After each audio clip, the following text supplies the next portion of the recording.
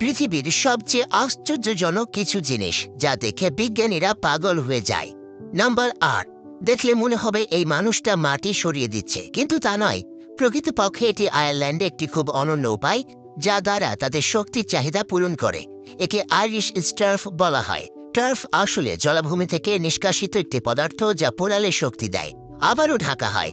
এটি হাজার বছরের পুরনো গাছপালা ও গাছের অবশিষ্ট অংশ দিয়ে তৈরি, যা ধীরে ধীরে মাটির নিচে চাপা পড়ে জ্বালানিতে রূপ নেয়। বিশেষ বিষয় হলো এটি হাতে দিয়ে কেটে শুকানো হয়।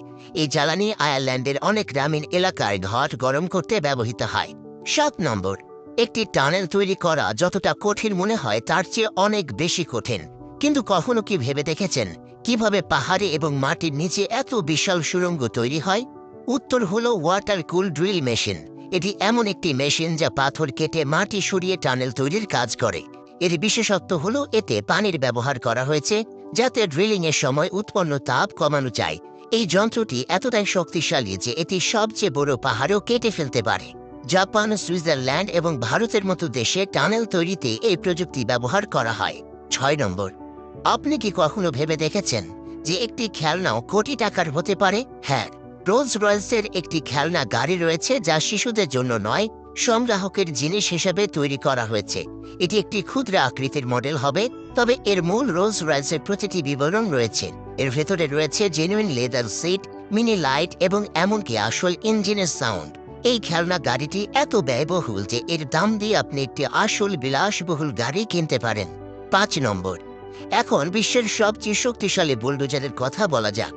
ক্যাটারপিলার D11T নামের এই বুলডোজারটি এত বড় এবং শক্তিশালী যে এটি দেখলে আশ্চর্য হয়ে যায়। এই বুলডোজার খনি এবং বড় নির্মাণ সাইটে ব্যবহার করা হয়। এর উচ্চতা প্রায় 14 ফুট এবং ওজন 100 টনের বেশি। বিশেষ বিষয় হলো এটি চালানোর জন্য এটির ভেতরে এতগুলো বৈশিষ্ট্য রয়েছে যে এটি একটি উচ্চ প্রযুক্তির কন্ট্রোল রুমের মতো দেখায়। যদি আপনি একটি বাইক চালাচ্ছেন এবং আপনি এটির ভেতরে ফুয়েল দেখতে পাচ্ছেন, তাহলে এটা কেমন হবে? দেখুন, এই বাইকটির ফুয়েল ট্যাঙ্কটি হচ্ছে স্বচ্ছ, অর্থাৎ এটি তৈরি করার উদ্দেশ্য হলো বাইক রাইডারকে সর্বদা জানতে হবে কতটা ফুয়েল বাকি আছে। এটা সাইকেল রেসিং এর ক্ষেত্রেও খুব উপকারী।